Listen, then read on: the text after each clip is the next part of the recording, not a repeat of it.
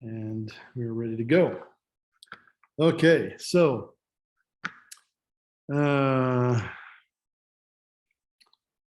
thus far in this class, we have covered chapter 1 pretty quickly. And let's see here. It looks like most everybody has either finished that homework or is very close to finishing it. I don't remember when the due date was. When's the due date? Last night? Thursday night? Okay. Does anybody need an extra day to work on that? I do. Okay, I'm going to go ahead and drag that to today so you can finish that up, because I think also our student that is not actually in class should be spoken for since he's not in class. I'll speak for him and say, oh, sure, I want another day. Why not? Not something that I will always do with assignments, but if we're a little bit behind or if it's needed by a majority of students, then I will maybe do that. We'll try to keep on task. This class doesn't have the major problem of not finishing the class before the end of the semester. But I do like to finish early and maybe spend some time just doing things that you want to do other than the things that are required for the class, because there's so much that we can't squeeze into this class. If we finish early, we'll do a project or some experiments or go on a field trip or two or something, and we'll just do something that is of your interest or focused on the field you're going into, give you a little bit more personalized experience if we can. All right, so today we have a post quiz. I don't even remember what I put in this. Let's look at it. Does it allow you to take it, or do I have to start it? Live poll, so I have to actually start it, I think. Huh? Let's see, I don't remember how to do that. Teacher preview.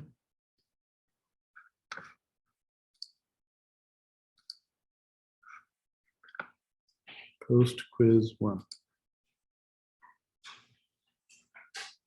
Did anybody try to take it? I clicked on it.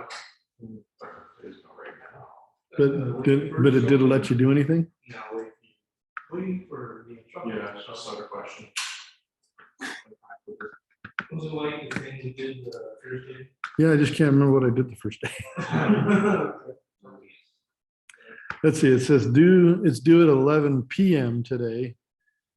And let's see if I can remember. See if I can figure out how to do this. Teachers, reset your attempts. Okay, start. It doesn't show me the thing here. Preview, exit.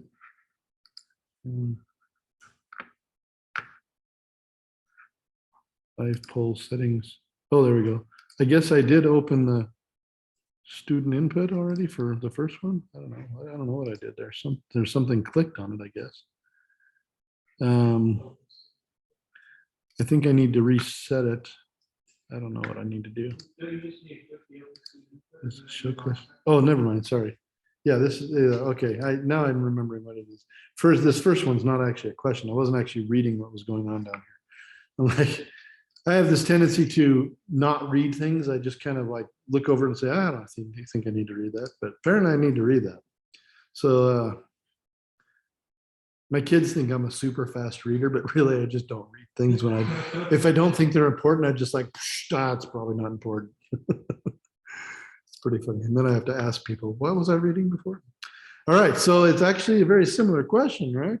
It's the exact same question, but I want you to give me a new answer to this question. Define physics in 10 words or less. I would like you to make your own answer, and I would like you to give it in your interpretation of what we've talked about in a very concise statement.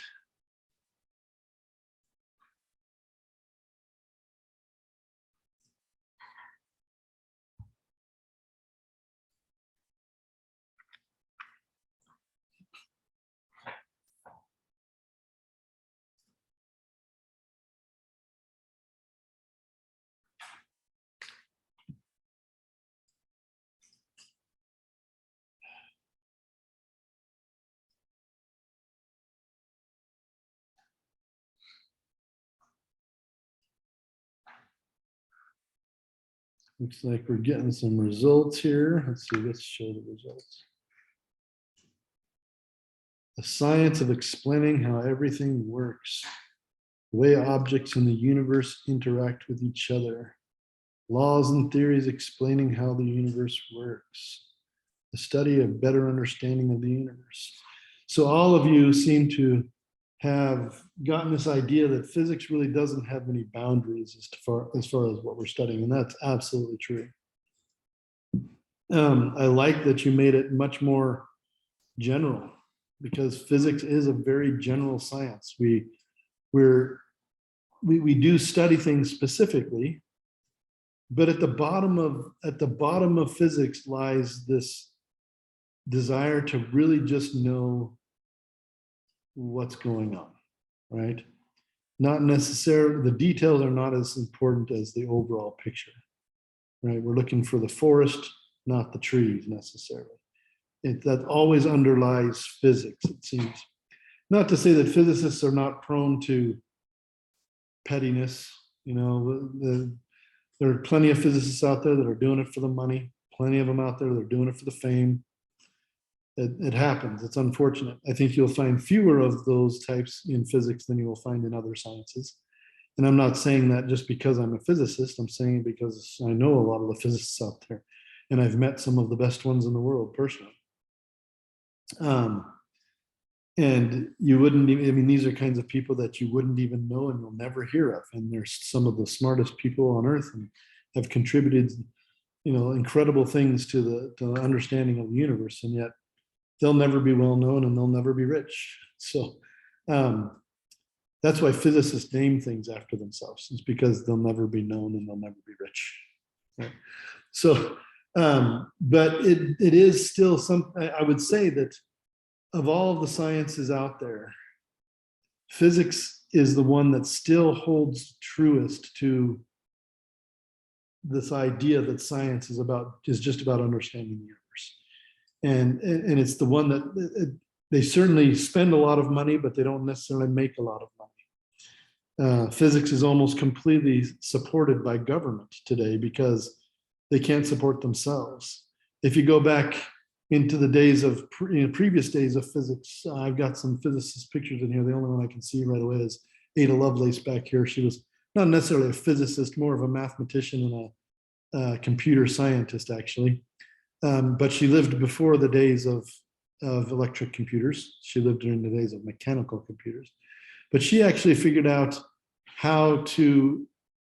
she figured out all the fundamental algorithms that we use in information technology and computer science today, in software design and everything else. Anybody who writes a computer program today essentially is basing their stuff off of this knowledge that was gained 200 or 300 years ago by this woman, Ada Lovelace. But Ada Lovelace didn't have her work supported by a government. She was already wealthy. And so wealthy people, you know, hundreds of years ago, they had a choice. They had money to spend, but they didn't actually do anything because they got their money by leeching it off of the poor people, essentially. Poor people had to live on their land, and the poor people farmed their land, and the poor people gave their food to the owners of their land. And so, and much of their money. And so, rich people just sat around doing nothing, you know, for their living. So they had to choose what to do with their time. And many of them just kind of partied, and that's what they did. But some of them put their lives to good use. And Ada Lovelace was one of them. She studied, she learned, which was really strange at that time because women were not, you know, supposed to be in sciences or mathematics or philosophy at the time.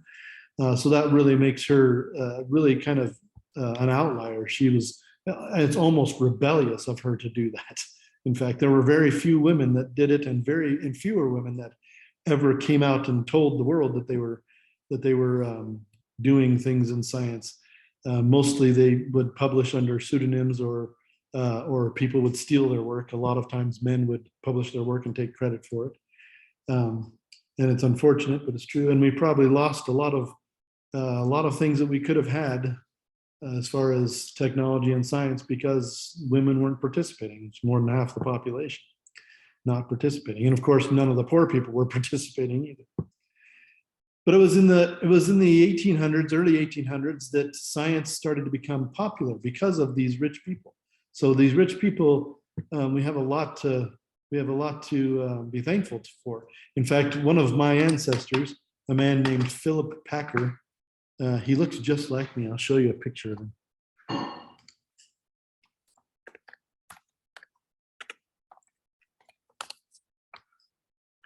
Esquire, Philip Packer Esquire. He looks just like me. See? Don't you think? Anyway, Philip Packer Esquire was one of the original members of the Royal Society, which was a bunch of rich people who got together to talk about science hundreds of years ago. Other famous people in that society were people like Isaac Newton was a member of the Royal Society. But Isaac Newton came into the Royal Society right about the time Philip Packer died. So Philip Packer, his son was still in the Royal Society, who was also Philip Packer Esquire. And his son was getting pretty old too at that time. But anyway, they probably never crossed paths with Isaac Newton. And Isaac Newton never really went to the meetings. He joined the group so that he could publish his work. He didn't like being around people, Isaac Newton. But this ancestor of mine actually did this kind of science, this rich person kind of science. He was an architect. That's what he did, and he built big buildings. You know, the big fancy buildings of England. This is actually his estate called Groombridge Place. Some people might even recognize it. It was in a movie recently. Here's a better picture, not much of a better picture of it. But it was in a movie recently, the recent Pride and Prejudice adaptation with Keira Knightley in it, I guess. I don't know. But if you watch chick flicks, that's one of the greatest of all time. I highly recommend it. I don't mean to disparage it, calling it a chick flick, but it is. It was written by a very famous female author who was also an outlier. Jane Austen wrote this book, Pride and Prejudice, and at first glance, everybody says, "Oh, it must be it's a romantic movie. It's kind of a romantic comedy book kind of thing." But actually, it's an incredible satirical work. It's making fun of the rich people of the day and the poor people of the day, in fact, and the governments of the day. I mean, all of her books are great works of satire and masterpieces of satire because nobody realized they were satire, and that's the truest measure of great satire, is that nobody realized at the time it was satire, so they never censored her books, they never did anything to stop her, and so she got away with it. But I highly recommend watching one of these movies that were made. I don't prefer this newest one that was made, but I prefer the old BBC versions. They're truer to the books. But the books are funny, I think, because there is a huge element of romance and lots of social interaction kind of things that people may find boring or outdated. But one of the best things in these books are the interactions between men and women. The interactions between men and women in these books are highly studied by Jane Austen, and they're incredibly entertaining. It's so, you look at this and you're like, that's so real. These people are so real and so funny. And even when it's an angry thing or an awkward thing, she makes it so real and so understandable, but so funny. She's written some of the best characters of all time. The father in Pride and Prejudice is probably my favorite character, my favorite familial parental character of all time in any book. He's awesome. So anyway, but it was in the early 1800s, so maybe a couple hundred years after my ancestors there in England, when science started to become popular because of these rich people. These rich people started doing science shows to show off what they'd learned because it was spectacular. They were doing things like, making things smoke and disappear, and they were making light out of by making a machine that would rub things together and would make light and lightning and sparks, and they could make things levitate, and they could do all kinds of crazy things, turn liquids different colors. They were just doing chemistry and physics essentially, and in some cases biology. But it was fascinating. It was fun. And so they were doing these science shows, and people started to get interested. They would do it at parties and all these things. In fact, one of the things that's quite interesting about mathematics is that statistics was invented in this way. The entire science method of statistics was invented by a rich guy who played a game at parties with his friends where he would take a single die, six-sided die, and he would play this game with his friends, and he'd say, if you give me $10, no, sorry, he said, if you give me $2, and they weren't using dollars, whatever. So you give me $2 and we'll roll the die, and you pick a number, and if it hits that number, then I'll give you $10, right? And he would play this game all day, all night, and he would win